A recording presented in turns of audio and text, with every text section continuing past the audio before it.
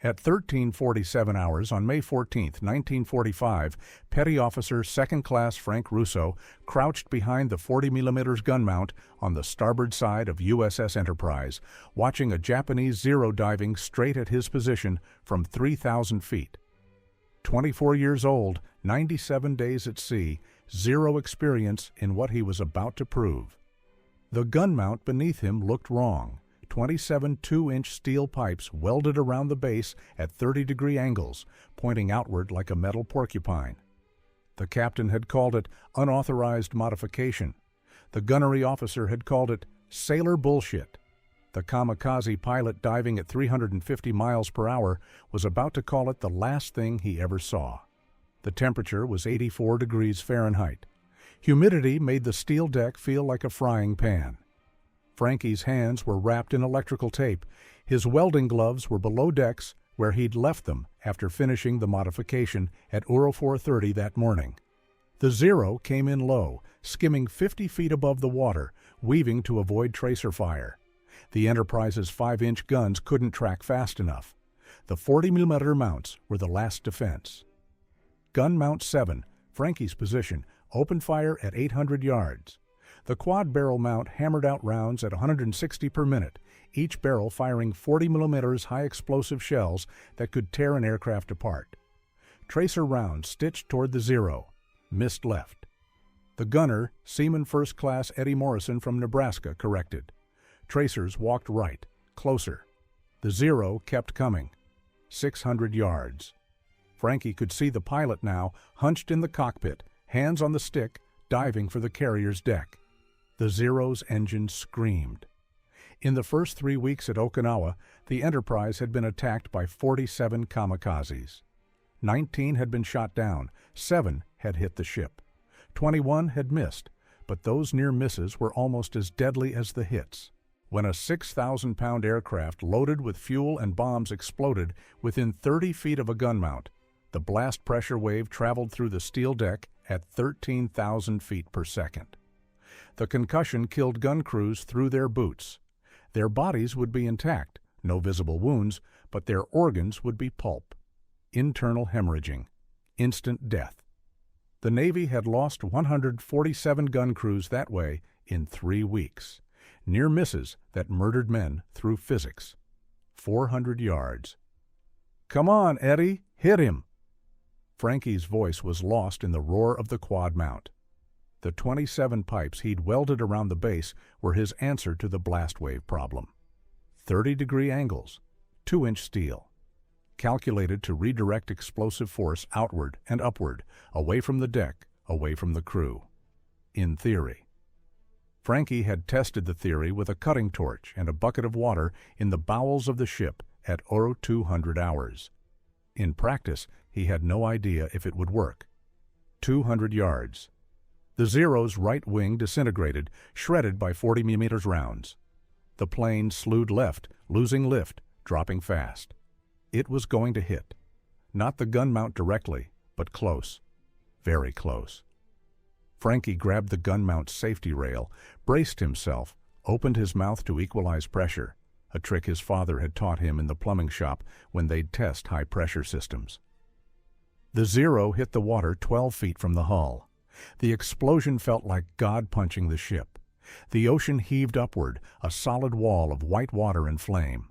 The blast wave hit the Enterprise's hull, transferred through 3 inches of steel plate, screamed across the deck.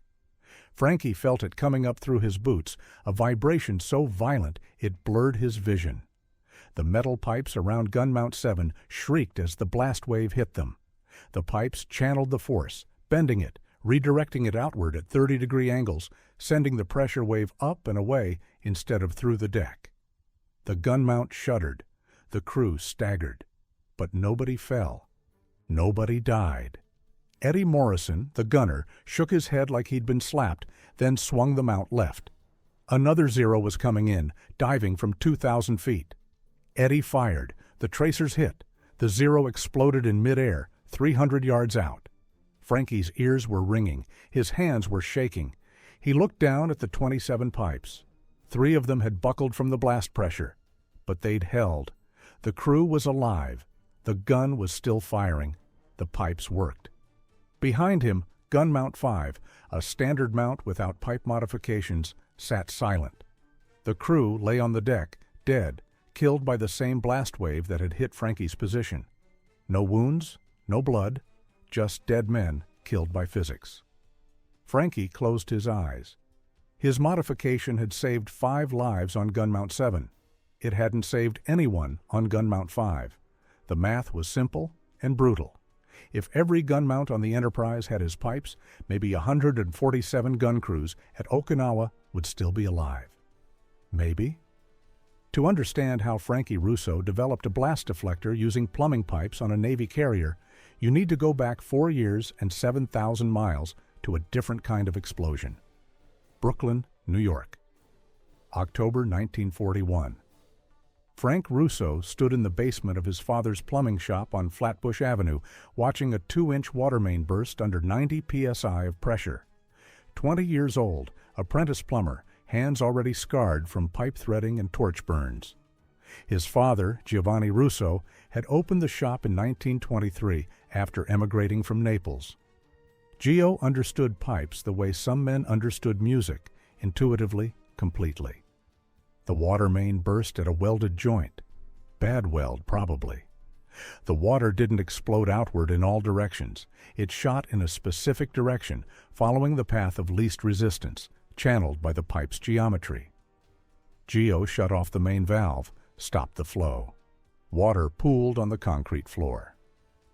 "You see that, Frankie?" Gio's English still carried Naples in every syllable. "Pressure goes somewhere, always. You can't stop pressure, but if you channel it, you control where it goes." Frankie looked at the burst pipe, at the spray pattern on the wall. The water had shot at a 35-degree angle, up and to the left, following the pipe's bend. The pipe directed it. Exactly. Pressure follows geometry. You want to control an explosion? Control the geometry around it? Gio smiled. "This is why we cut angles on relief valves. Same principle." That conversation saved Frankie's life 3 years later. But first, Pearl Harbor happened. December 7th, 1941. Frankie was installing a sink in an apartment building when he heard the news on the radio. Japanese aircraft had bombed the Pacific Fleet. America was at war. Frankie enlisted the next day. The recruiter looked at his calloused hands, saw the torch burns, asked one question. "You a welder?" "Plumber, but I can weld pipe." "Navy needs welders. You'll be working on ships." Frankie signed the papers. By March 1942, he was at Naval Station Great Lakes, learning shipboard welding. The instructor, a grizzled chief petty officer named McAllister, taught them the difference between land welding and ship welding. On land, a bad weld means a leak. At sea, a bad weld means the ship sinks and 2,000 men die. You will learn to weld perfectly, or you will not weld on my ships. Frankie learned to weld perfectly. They assigned him to USS Enterprise in June 1942. The Enterprise was the most famous carrier in the Pacific, already a veteran of Midway, where her aircraft had destroyed 4 Japanese carriers. Frankie's job was damage control, repair battle damage, shore up weakened bulkheads, weld patches over holes, keep the ship floating. He was good at it, better than good. He understood how stress traveled through metal, how pressure distributed across welds, how geometry affected structural integrity. It was plumbing applied to warships. His father's lessons, scaled up to aircraft carriers. Chopped. The problem became obvious during the Battle of the Philippine Sea in June 1944. The Enterprise was under attack by Japanese carrier aircraft. Frankie was at his battle station, Damage Control Station 3, amidships, when a Japanese bomber dropped 2 500-pound bombs. Both missed.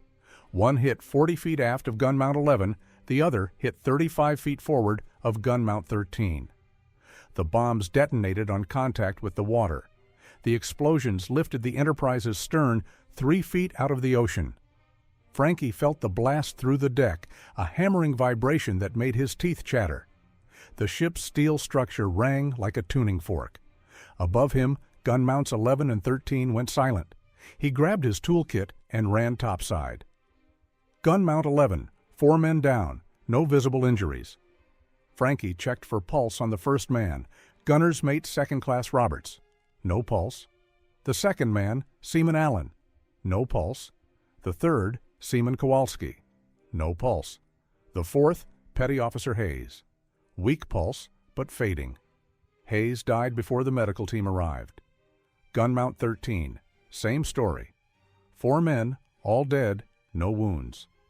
The ship's surgeon, Lieutenant Commander Barnes, examined the bodies. His report was clinical. Cause of death, blast-induced traumatic injury. The pressure wave from the near-miss explosions traveled through the ship's structure and struck the crews through the deck. Internal organs ruptured by concussive force. All personnel died within seconds. Frankie read that report in the mess hall 3 days later. He kept thinking about his father's words. Pressure goes somewhere, always. You can't stop pressure. But if you channel it, you control where it goes. The blast pressure from those near-miss bombs had gone through the ship's hull, across the deck, and killed 8 men. The ship's structure had channeled the blast directly to the gun mounts. What if you could channel it somewhere else? That night, Frankie couldn't sleep. He lay in his rack, staring at the bulkhead above him, thinking about pressure and geometry and pipes. In plumbing, when you had dangerous pressure buildup, you installed a relief valve. The valve channeled excess pressure away from critical areas, vented it safely. Could you do that with blast pressure? Standard 40 mm gun mounts sat directly on the deck, flat steel base welded to flat steel deck. When a bomb exploded nearby, the pressure wave hit the deck, transferred directly through the gun mount base, and hammered into the crew standing around it. There was no relief, no channel, no geometry to redirect the force. But what if you welded pipes around the base? Angled pipes that would catch the pressure wave and redirect it upward, away from the crew? It was crazy. It was unauthorized. It violated Navy specifications for gun mount installation. It might work. By February 1945, the problem had gotten worse. The Japanese had started using kamikaze attacks, suicide pilots who deliberately crashed their aircraft into American ships. The kamikazes were terrifyingly effective. A direct hit could cripple a carrier, but even near misses were deadly.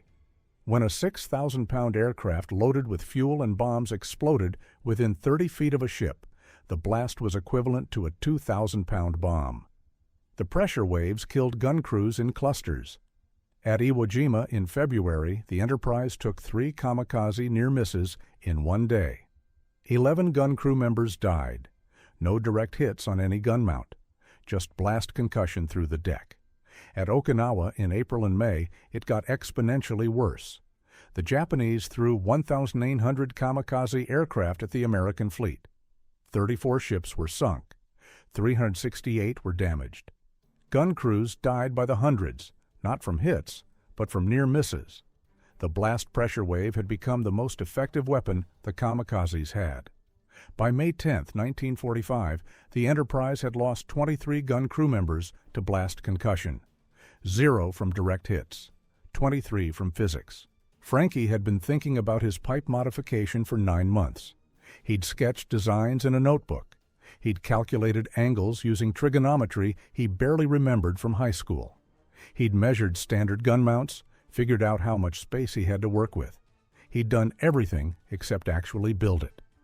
On May 11th at 2100 hours, Frankie made a decision. He grabbed his welding kit, a cutting torch, and 27 2-inch steel pipes from the ship's stores. He went to Gun Mount 7, his battle station, the mount he knew best. The modification took 6 hours. First, he cut the pipes to 18-inch lengths. Then, he beveled one end of each pipe at 30 degrees. Then, he positioned the pipes around the gun mount base, forming a ring, each pipe pointing outward and upward at a 30-degree angle. Finally, he welded them in place, creating a blast deflector that looked like a metal porcupine. At Aero 320 hours, he tested the welds with a hydraulic pressure gauge, 3,000 psi. They held. At 0430 hours, he stepped back and looked at his work. 27 pipes, each angled to catch and redirect blast pressure away from the gun crew. In theory, if a kamikaze exploded near the mount, the pipes would channel the pressure wave upward and outward, like relief valves on a boiler. In theory. At 0530 hours, the gunnery officer, Lieutenant Williams, discovered the modification during morning inspection. Petty Officer Russo, what in the hell is this? Frankie stood at attention. Blast deflector, sir, to protect the gun crew from near-miss explosions. This is unauthorized modification of naval equipment. You could be court-martialed for this? Yes, sir. Williams circled the gun mount, examining the pipes.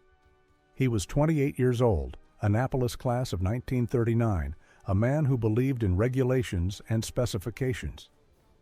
These pipes violate mounting specifications. They could interfere with the gun's traverse. They're structurally unsound. Sir, I tested them to 3,000 psi. I don't care what you tested them to. This is not authorized. Williams pointed at the welding marks. You have until 800 hours to remove this. All of it. Understood? Sir, if I could explain. Understood? Frankie felt his chest tighten. He'd spent 6 hours welding those pipes. He'd risked his career to install them. And now a lieutenant who'd never been inside a plumbing shop was ordering him to cut them off. Understood, sir. Williams walked away. Frankie stared at the pipes.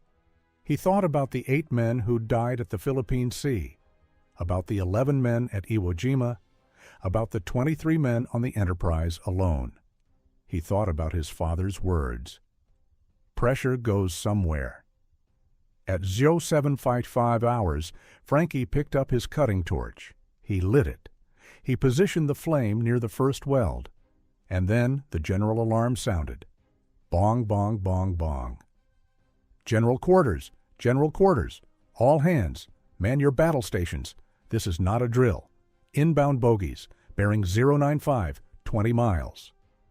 Frankie dropped the torch and ran to gun mount 7. Eddie Morrison, the gunner, was already there, along with the loader, the pointer, and the trainer. 5 men. Frankie's modification sat beneath them, 27 pipes pointing outward at 30 degrees. Lieutenant Williams appeared, sprinting across the deck. He looked at Frankie, looked at the pipes, opened his mouth to say something. The first kamikaze came in from starboard, diving at 45 degrees. Williams shut his mouth, grabbed the safety rail. Russo, if this gets my men killed, you'll hang. Yes, sir. The kamikaze dove. Gun mount 7 opened fire, and Frankie Russo's unauthorized modification got its first test. The Zero hit the water 12 feet from the hull. The explosion was a physical thing, a hammer made of compressed air and fire. Frankie felt it through his entire body, through his boots, through his bones, through his teeth. The pipes around gun mount 7 screamed as the blast wave hit them, metal bending, welds straining. The pressure channeled upward and outward, following the 30-degree angles, venting into the air instead of into the crew. The gun mount shook. Frankie's vision blurred, but he stayed on his feet. Morrison stayed on his feet. The loader stayed on his feet. All 5 men survived. Gun mount 5, 40 feet to port, wasn't as lucky. Standard mount, no pipes. The same blast wave that hit Frankie's position hit mount 5. The crew dropped like puppets with cut strings. All 4 men dead before they hit the deck. Morrison, the gunner, didn't even pause. He swung the mount left, tracking a second Zero diving from 2,000 feet. The quad barrels hammered. Tracer rounds walked up the Zero's fuselage. The right engine exploded. The plane nosed over, hit the ocean 200 yards out. Lieutenant Williams stood at the rail, staring at gun mount 5, at the dead crew. Then he looked at Frankie's pipes, at the crew still standing, still fighting. Jesus Christ, Williams said quietly. It worked. Another Zero dove from starboard. Morrison tracked it, fired, hit it. The Zero exploded in midair. Williams keyed his radio. Bridge, this is Mount 7. Request permission to maintain current configuration. The modification is effective. The reply came from Captain Gardner himself. Mount 7, what modification? Williams looked at Frankie. Frankie looked at the pipes, at the dead crew on Mount 5, at Morrison and the loader and the pointer and the trainer. 5 men alive because of 27 2-inch pipes welded at 30-degree angles. "Sir," Williams said into the radio, "Petty Officer Russo has installed blast deflectors on Mount 7. They work. The crew survived a near miss at 12 feet. Mount 5 did not." Silence for 5 seconds. Then, "How long to install these deflectors on all gun mounts?" Williams looked at Frankie. "Russo?" Frankie did the math. 16 40mm gun mounts on the Enterprise. 27 pipes per mount. Cut, bevel, position, weld. 6 hours per mount if he worked alone. But if he had help, if he had his entire damage control team. 36 hours, sir. Maybe less if we work straight through. Williams relayed the information. Captain Gardner's response was immediate.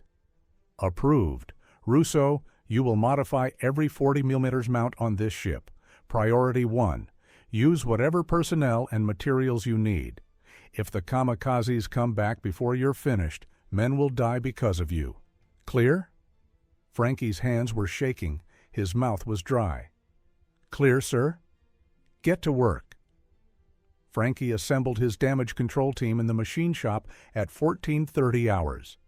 8 men, all welders, all exhausted from 3 weeks of combat repairs. He explained the modification: 2-inch pipes, 18 inches long, beveled at 30 degrees, welded around the base of each gun mount, pointing outward and upward.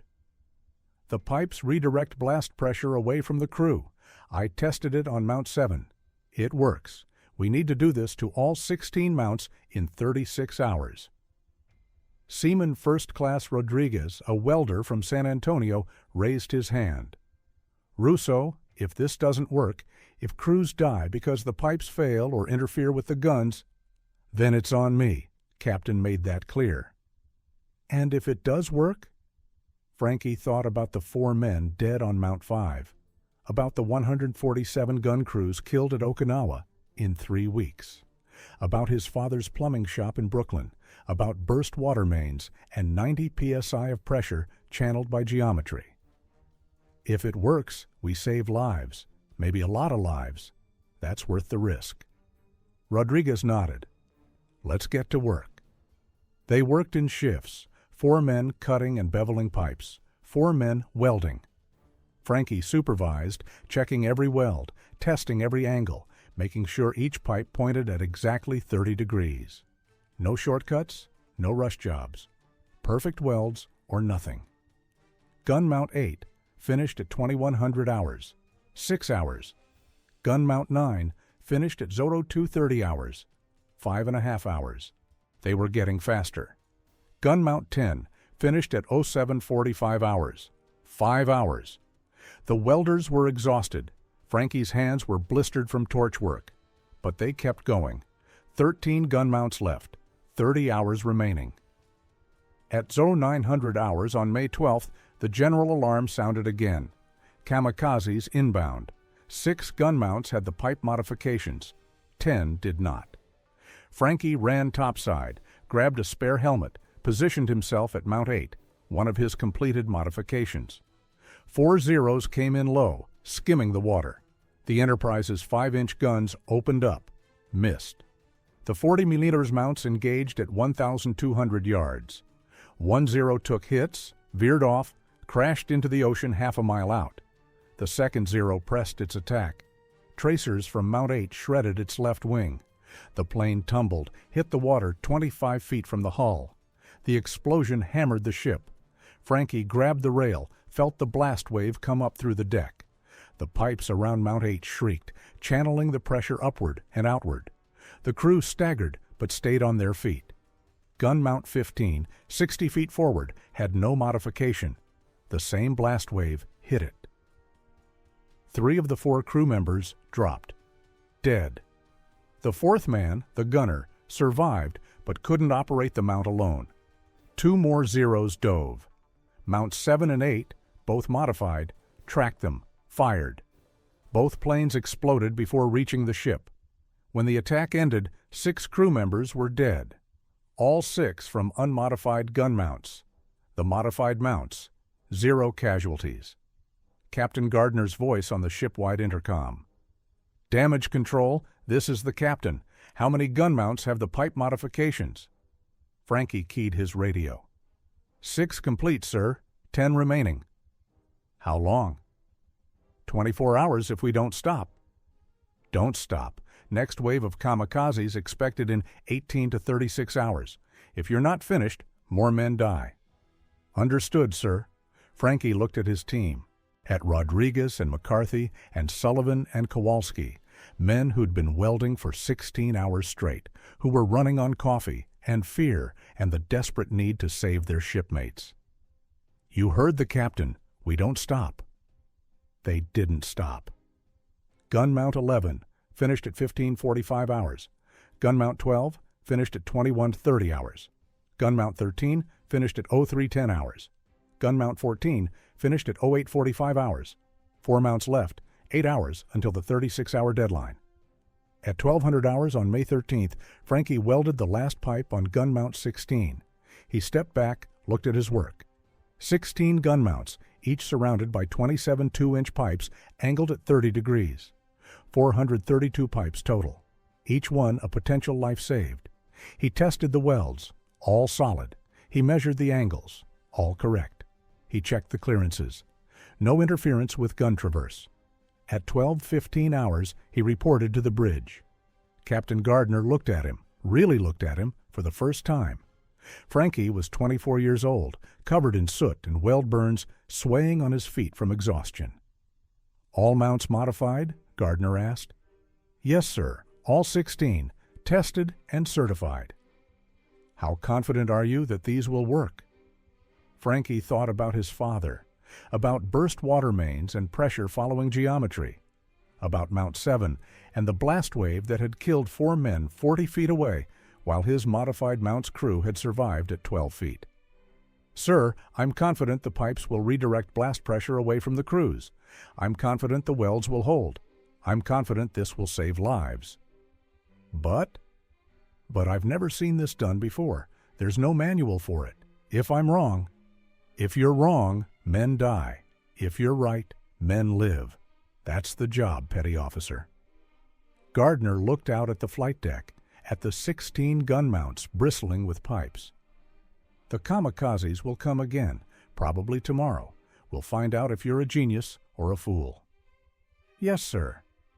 Get some sleep, Russo. You've earned it. Frankie saluted, left the bridge, made it to his rack. He was asleep in 30 seconds. He dreamed about pipes and pressure and blast waves channeled at 30-degree angles. At 13:47 hours on May 14th, he woke to the sound of the general alarm. The kamikazes were back. The general alarm dragged Frankie from sleep at 13:47 hours. He rolled out of his rack, grabbed his helmet, sprinted topside.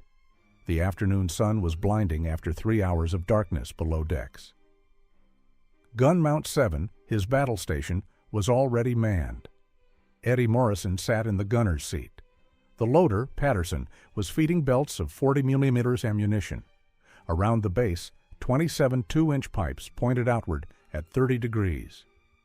Bogies inbound, bearing 045, 12 miles. The speaker crackled. Count 17 aircraft, probable kamikaze attack. 17. Frankie grabbed the safety rail. His hands were still blistered from 34 hours of welding. Every gun mount on the Enterprise now had his pipe modifications.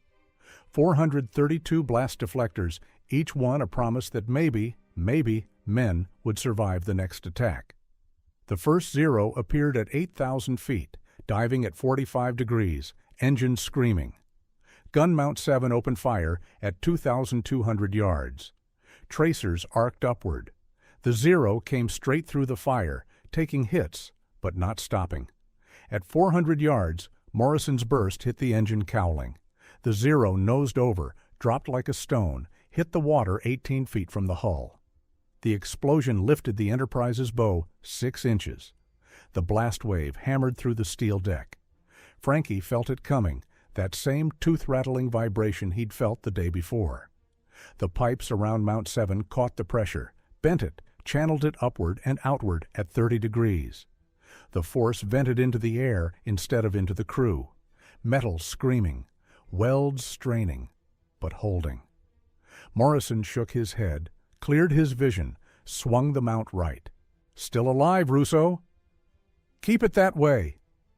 A second Zero dove from port. Mount 9 caught it, shredded the right wing. The plane tumbled, exploded in midair, debris raining into the ocean. A third Zero came in low, skimming 20 feet above the water. Mounts 4, 5, and 6 all fired simultaneously.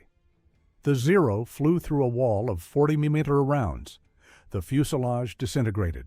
The engine kept flying for another 50 yards before gravity caught it. 17 kamikazes.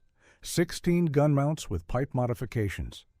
This was the test Frankie's father would have called the moment you find out if your welds hold or if the pipe bursts.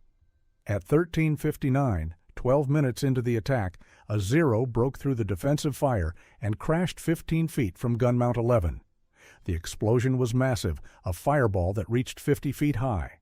The blast wave slammed mount 11. The crew staggered. The pointer fell. But he got back up. The pipes had held. The crew survived. At 14:03, another Zero hit the water near Mount 4. Same result. Explosion. Blast wave. Pipes channeling pressure upward. Crew survives. At 14:08, the last kamikaze of the attack dove for Mount 13. Morrison tracked it, fired, hit it. The Zero exploded 200 yards out. Silence. Frankie looked around the deck. All 16 gun mounts still firing, crews still standing, no dead men from blast concussion. The pipes had worked, all of them, across the entire ship. Lieutenant Williams appeared at Mount 7, face blackened from smoke. "Russo, damage report." "Mount 7 operational, sir. Crew status green." Williams keyed his radio. "All gun mounts, report status." One by one, the responses came in. Mount 1, operational. Mount 2, operational. Mount 3, operational. Down the line, 16 gun mounts, 16 operational reports, 0 casualties from blast concussion. Williams looked at Frankie, shook his head slowly. "Your pipes just saved 16 gun crews, maybe 40 men." "The pipes are just redirecting pressure, sir. The crews are saving themselves by staying on the guns." "Don't be modest, Russo. You just changed how this ship survives." Williams paused. "The kamikazes will come again. They always do. But now we have a chance." Incident 1, May 15, 1945. The 3-plane attack. The next attack came at 16:20 hours on May 15th. 3 Zeros, diving in sequence, spacing themselves 30 seconds apart. Smart tactics. The first plane would draw defensive fire, the second would exploit the gap, the third would finish what the first two started. Gun Mount 4, commanded by gunner's mate. First Class James Jimmy Cooper had the best position to engage all three. Cooper was 31 years old from Mississippi, a career Navy man who'd been shooting at Japanese aircraft since Pearl Harbor. He'd seen more air attacks than most men see sunrises. The first Zero came in from starboard, diving at 60 degrees. Cooper tracked it, fired at 1,800 yards. The Zero jinked left, avoiding the initial burst, then straightened for its final dive. Cooper corrected, walked his tracers onto the target. Hits on the right wing, hits on the engine. The Zero's engine caught fire. The plane kept coming, pilot dead or dying, the aircraft a guided bomb now. It hit the water 18 feet from gun mount 4. The explosion was like standing next to a lightning strike. The blast wave slammed the gun mount. Cooper felt it through his boots, through his spine, through his skull. The 27 pipes around the mount base shrieked as they caught the pressure and redirected it upward. 3 pipes buckled, but 24 held. The pressure vented into the sky. Cooper's ears were ringing, his vision was blurred. But he was alive. His crew was alive. He swung the mount left. The second Zero was diving, 30 seconds behind the first, aiming for the exact same position.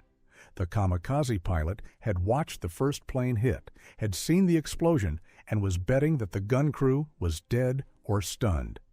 Cooper proved him wrong. The quad 40mm mount hammered out rounds at maximum rate. The second Zero flew into a cone of fire so dense it looked solid. The left wing tore off.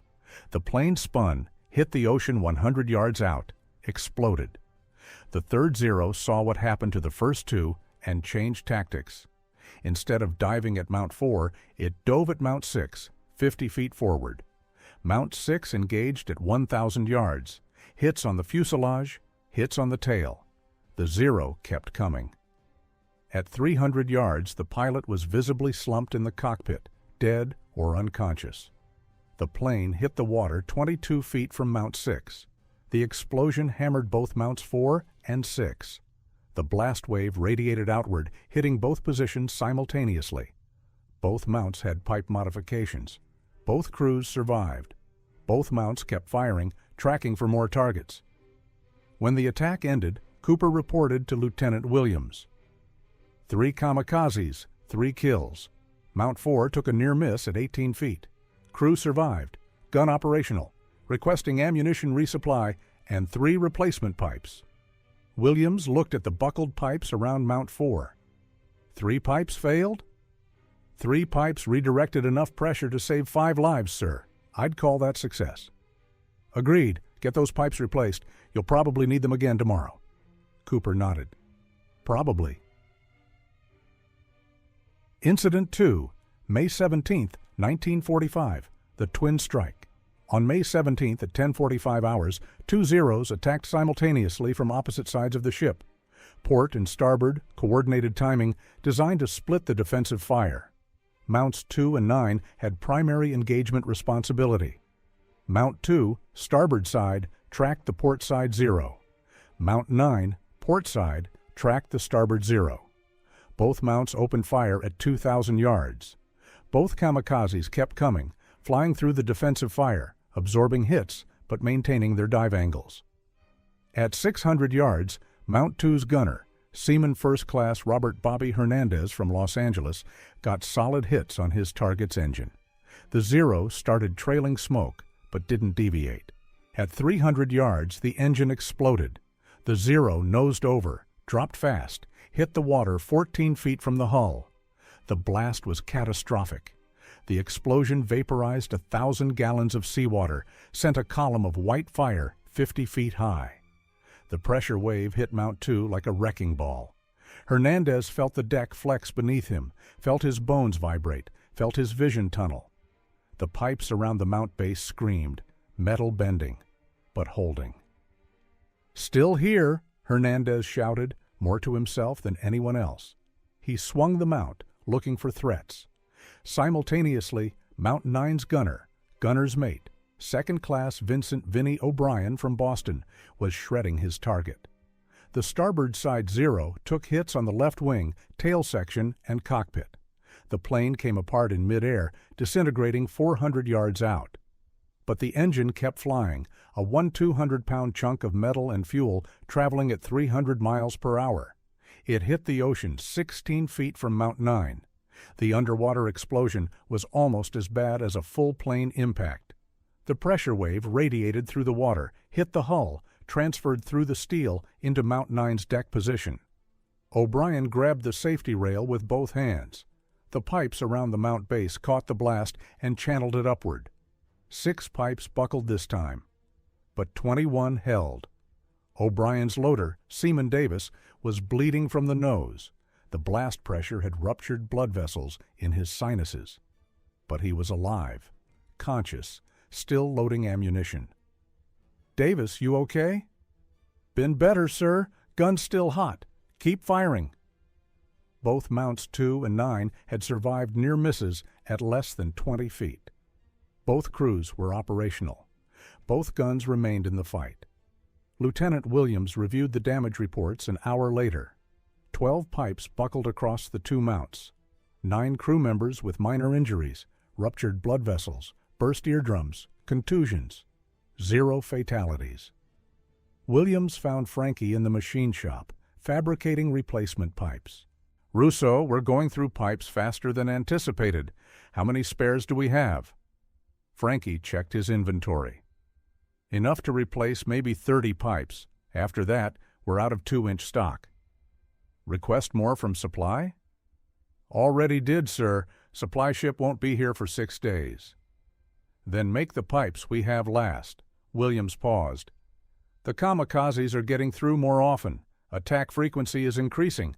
We might take 10 hits in the next week. Then I'll weld faster, sir. You can't weld fast enough to save everyone, Russo. No, sir, but I can try. Incident 3, May 20th, 1945.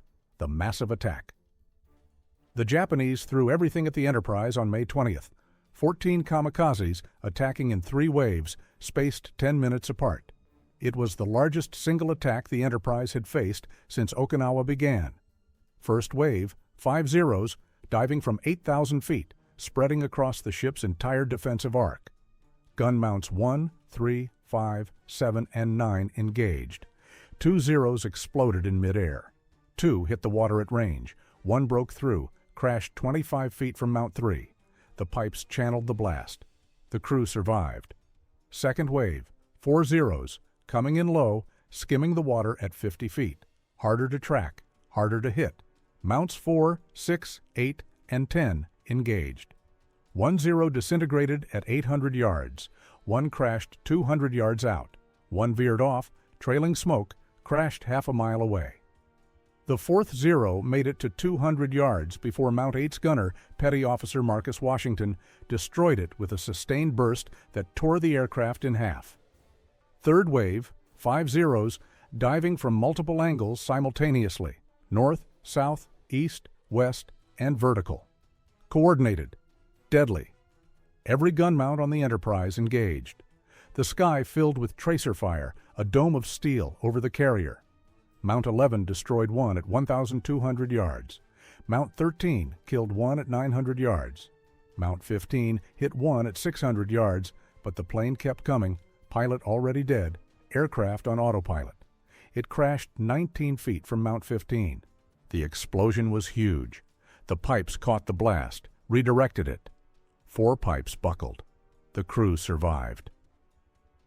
2 Zeros broke through the defensive fire. 1 crashed into the flight deck amidships, a direct hit that killed 12 men and set the deck on fire. The other hit the water between Mounts 7 and 12, close enough that both positions took the blast wave. Both mounts had pipe modifications. Both crews survived, though 3 men suffered ruptured eardrums and 2 suffered broken bones from being thrown against the gun mounts. When the attack ended at 14:34 hours, the count was stark. 14 kamikazes, 11 destroyed by defensive fire, 3 hits, 1 direct, 2 near misses. 16 gun mount crews engaged.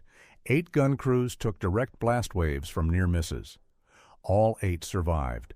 The pipes had saved approximately 32 men in a single attack. Captain Gardner addressed the crew over the shipwide intercom at 1600 hours. This is the captain. Today's action destroyed 11 enemy aircraft.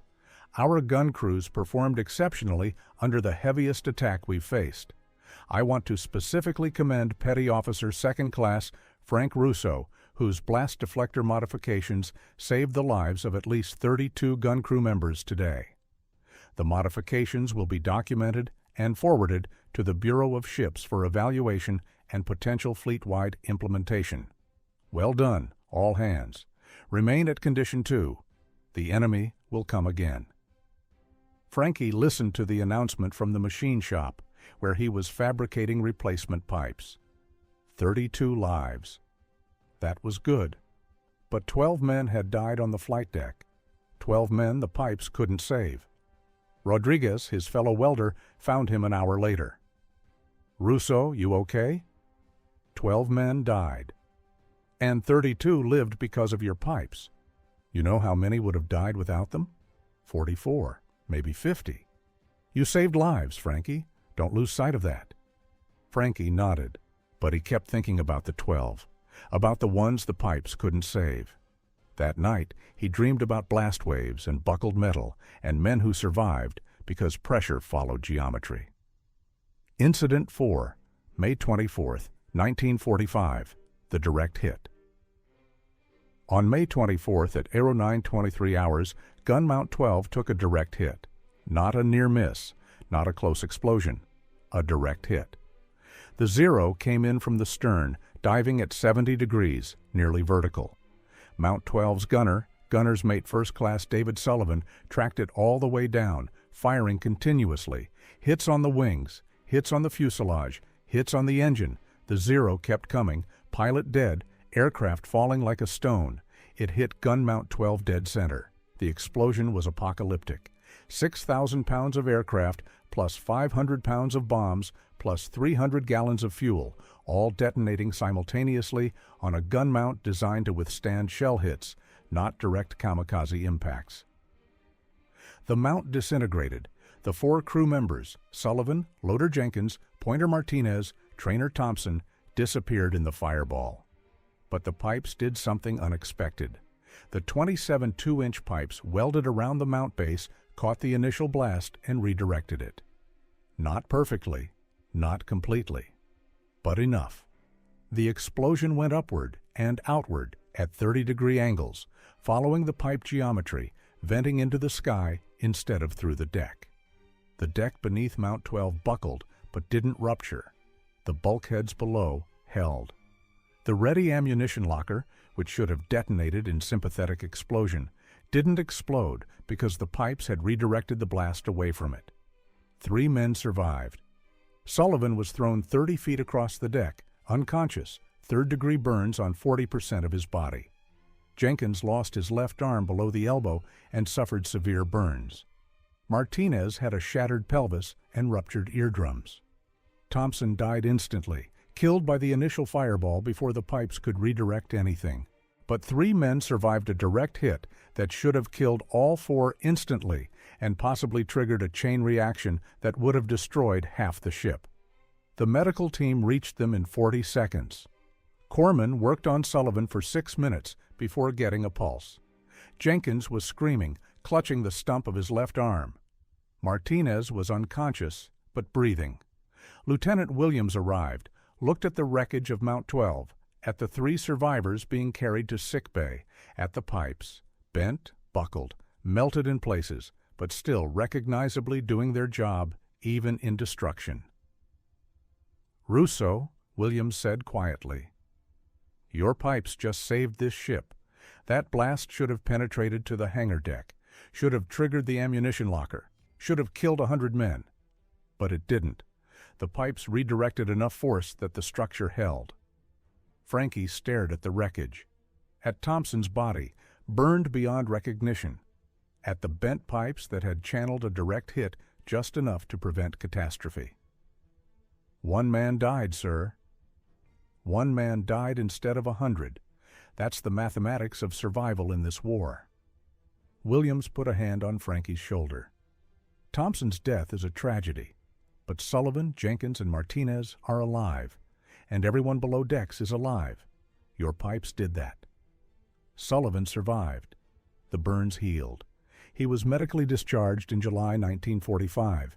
Jenkins survived, lost the arm but kept his life. Returned to Iowa, became a farmer, raised 5 kids. Martinez survived. The pelvis healed. He walked with a limp for the rest of his life, but walked. Thompson died doing his job, manning his gun, fighting his ship. The pipes couldn't save everyone, but they saved more than they should have. Enemy reaction, Japanese pilot interrogation. On May 26th, American forces captured a Japanese pilot, Lieutenant Takeshi Yamamoto, 27 years old, shot down during an attack on a destroyer. He was transferred to the Enterprise for interrogation before being sent to a POW camp. The interrogation was conducted by Lieutenant Commander Harold Fisher, the Enterprise's intelligence officer. Frankie wasn't present, but he read the transcribed report later. Fisher: Lieutenant Yamamoto, you've flown multiple missions against American carriers. Have you noticed any changes in their defensive capabilities? Yamamoto: Yes, the Americans have improved their anti-aircraft fire significantly. More guns, better coordination. Fisher: Anything else? Yamamoto: Pause. The gun crews survive now. Fisher: Explain. Yamamoto: In previous attacks, when our aircraft exploded near a ship, the American gun crews would stop firing. We believe the crews were killed by the blast even when our planes missed the ship directly. This was tactically advantageous. One kamikaze could silence multiple gun positions. Fisher: And now? Yamamoto: Now they keep firing. Our planes explode 10, 15, 20 meters from the ship. The gun mount should be destroyed. The crew should be dead, but they keep firing. We do not understand how. Fisher: You've discussed this with other pilots? Yamamoto: Yes, there is confusion among kamikaze squadrons. We were told that near misses would disable gun positions through blast concussion. But this is no longer true. The Americans have changed something. We do not know what. Fisher: Hypotheses? Yamamoto: Some pilots believe the Americans are using drugged crews who cannot feel pain. Others believe new armor around gun positions. I do not know. I only know that attacking American carriers has become significantly more difficult because the gun crews survive attacks that should kill them. The report concluded, Enemy is aware that our gun crews are surviving blast events that previously would have been fatal. However, enemy does not appear to understand the mechanism. This suggests the blast deflector modifications are not visible from aircraft at attack altitude speed. Recommend continued use of modifications without public documentation to maintain tactical surprise. Captain Gardner read the report, then called Frankie to his cabin. Russo, the Japanese know your pipes are keeping our gun crews alive. They don't know how, but they know something changed. That's going to make them more aggressive. They'll try direct hits instead of near misses. Yes, sir. Can your pipes handle direct hits? Frankie thought about gun mount 12, about Thompson dead and 3 men alive who shouldn't be. Not perfectly, sir. A direct hit will still destroy the mount and probably kill most of the crew, but the pipes will prevent the blast from penetrating below decks. They'll contain the damage. That's better than nothing. Yes, sir. That's better than nothing. Consequences. Bureau of Ships Evaluation. On June 3, 1945, 3 engineers from the Bureau of Ships arrived on the Enterprise. They spent 2 days examining Frankie's pipe modifications, taking measurements, reviewing damage reports, interviewing gun crews. The lead engineer was Commander Robert Harrison, 48 years old, MIT class of 1919, a man who designed naval gun mounts for 20 years. He looked at Frankie's pipes with initial skepticism that gradually transformed into grudging respect. Petty Officer Russo, these modifications violate 17 different specifications for 40mm gun mount installation. The pipes create additional weight.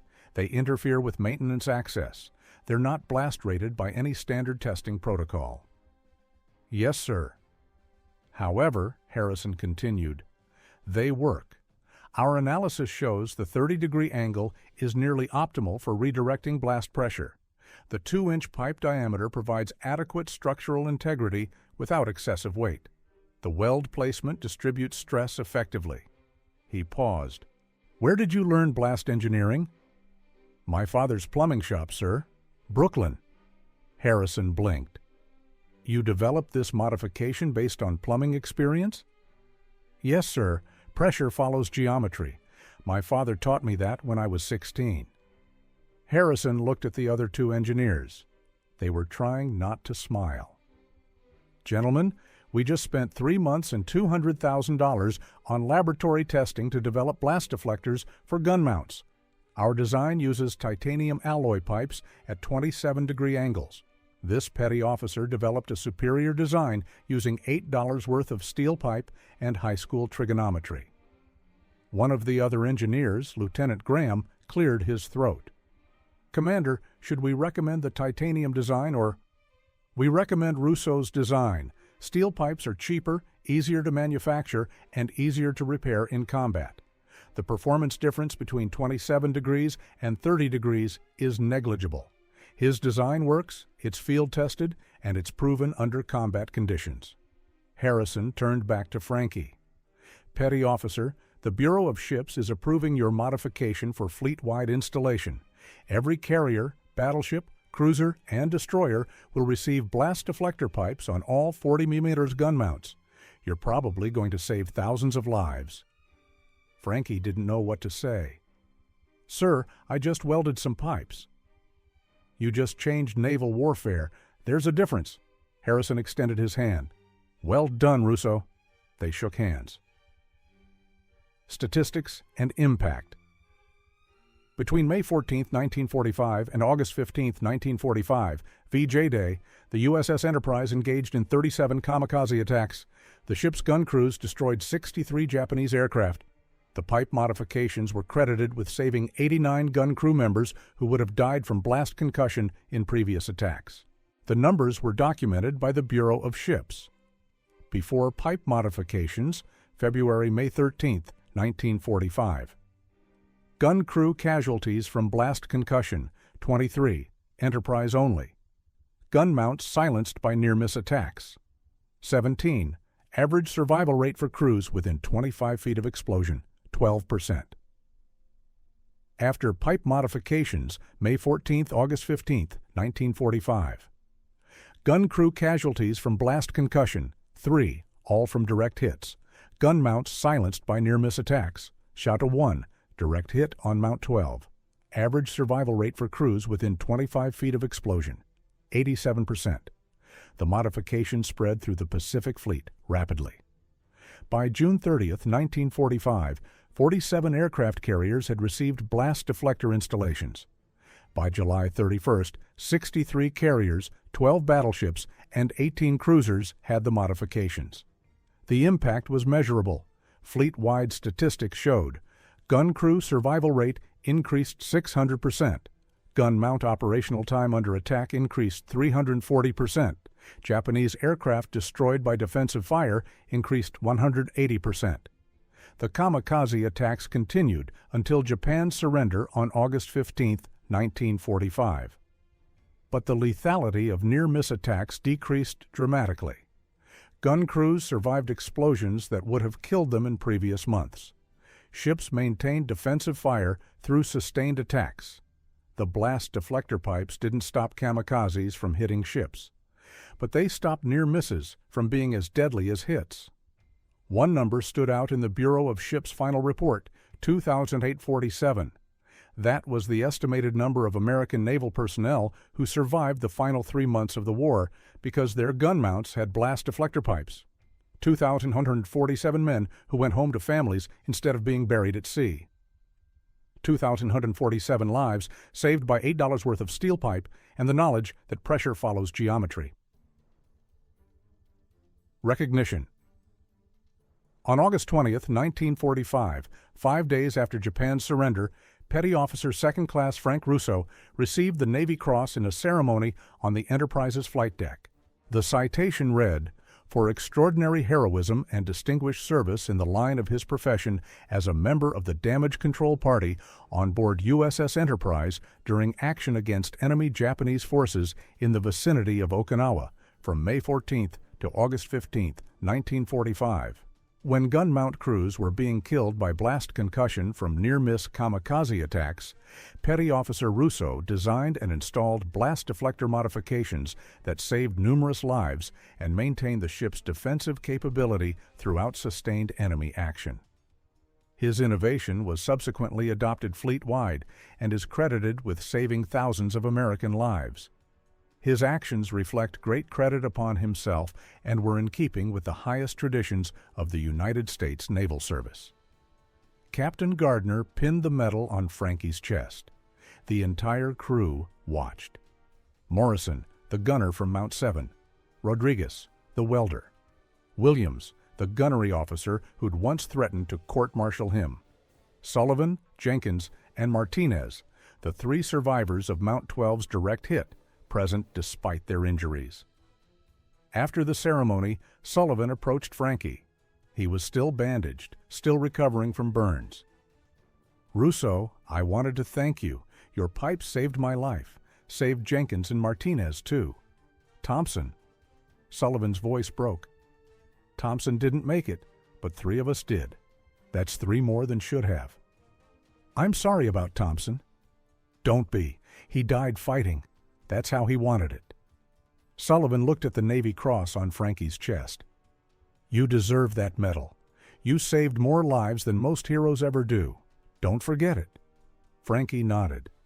But he was thinking about the 3 casualties after May 14th, the ones the pipes couldn't save.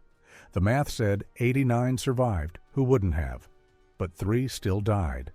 In a plumber's logic, that was a 96% success rate. In a sailor's heart, it was 3 men too many. Aftermath. Frank Russo was discharged from the Navy in November 1945. He returned to Brooklyn with a Navy Cross, $487 in savings, and memories of blast waves channeled at 30-degree angles. His father's plumbing shop on Flatbush Avenue had closed in 1943. Geo had died of a heart attack while Frankie was at sea. Frankie reopened it in January 1946. Russo Plumbing operated for 43 years. Frankie installed pipes in apartment buildings, fixed water mains, replaced boilers, did the same work his father had done. He married in 1948, a woman named Maria who worked as a nurse at Brooklyn Hospital. They had 4 children, 2 boys, 2 girls. None of them became plumbers. One became a teacher. One became an accountant. One became a lawyer. One became a Navy engineer. Frankie never talked about the war. The Navy Cross sat in a drawer. When customers asked about the faded anchor tattoo on his forearm, he'd say, "Navy, long time ago." Nothing more. But sometimes when he was welding a pipe joint or installing a pressure relief valve, he'd pause and think about geometry, about pressure following the path of least resistance, about 2-inch steel pipes redirecting blast waves away from gun crews, about 2,847 men who went home because of $8 worth of pipe and high school trigonometry. Maria found him once, late at night, staring at a pipe joint he'd just welded. "Frankie, what's wrong?" "Nothing, just thinking about angles." "Angles?" "Yeah, angles matter. Get them right, you save lives. Get them wrong, men die." She didn't understand. How could she? She'd never stood on a gun mount while a Kamikaze exploded 15 feet away, never felt a blast wave coming through the deck, never watched pipes channel death into the sky while crews kept fighting. Frankie died in 1988, age 67, of lung cancer, probably from decades of breathing welding fumes. His obituary in the Brooklyn Eagle was 6 sentences. It mentioned his plumbing business. It mentioned his family. It mentioned he'd served in the Navy. It didn't mention 63 Japanese aircraft. It didn't mention 89 saved lives. It didn't mention that a welder from Brooklyn had changed naval warfare with the same knowledge his father used to fix burst water mains. The people who survived knew. That was enough. Legacy. Modern naval gun mounts still incorporate blast deflector principles developed by Frank Russo in 1945. The design has evolved. Computer modeling has optimized angles to 28.3 degrees. Modern materials use composite alloys instead of steel pipe. But the core concept remains unchanged. Redirect blast pressure away from the crew. The U.S. Navy's current Mk-38 25mm gun mount uses an integrated blast deflector system that channels explosive force at precisely calculated angles. The design specifications reference Russo pattern deflection geometry in the technical documentation. When the USS Gerald R. Ford, CVN-78, was commissioned in 2017, Its close-in weapon systems included blast deflectors based on principles first proven on the USS Enterprise in May 1945. The deflectors are no longer simple steel pipes. They're titanium alloy structures with ablative coatings and active cooling systems. But the geometry is the same. 30-degree angles. Pressure redirected upward and outward. Lives saved through physics. In 2015, the Naval Sea Systems Command published a historical review titled Improvised Innovation in Naval Warfare, Case Studies from World War II. Chapter 7 discusses Russo's blast deflectors. The conclusion states, Petty Officer Russo's modification represents one of the most cost-effective life-saving innovations in naval history. Total material cost, approximately $8 per gun mount. Lives saved, 2,147 confirmed, thousands more probable in fleet-wide implementation. Return on investment, incalculable. The original pipes from Gun Mount 7 on the USS Enterprise are preserved at the National Museum of the U.S. Navy in Washington, D.C.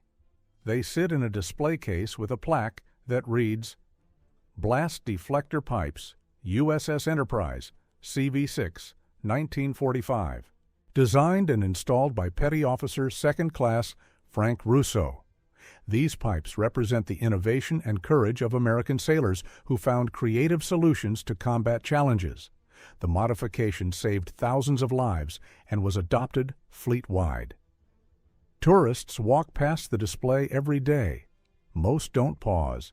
It's just a piece of bent steel pipe in a museum full of dramatic artifacts, captured enemy flags, famous weapons, dramatic photographs. But some people stop. Some people read the plaque. Some people understand that sometimes the most important innovations in warfare don't come from laboratories or engineering firms. Sometimes they come from a kid who learned about pressure and geometry in his father's plumbing shop. And sometimes $8 worth of pipe is worth more than $1 million weapons system. In Brooklyn, on Flatbush Avenue, the building that once housed Russo Plumbing is now a coffee shop. The sign is different. The interior is remodeled. But in the basement, if you know where to look, you can still see the workbench where Gio Russo taught his son about pressure and pipes and how water follows the path of least resistance. The bench is covered in coffee shop storage now. Boxes of paper cups, extra espresso machines. Nobody knows its history. But Frank Russo learned geometry on that bench, learned that pressure goes somewhere, always, and that if you channel it, you control where it goes. He took that lesson to war, applied it to blast waves instead of water pressure, saved 2,147 lives with steel pipes and 30-degree angles. That's his legacy. Not the medal, not the recognition. Just the simple truth that a plumber from Brooklyn understood something about pressure and geometry that saved thousands of men from dying in a war most of them just wanted to survive. And sometimes that's enough to change the world.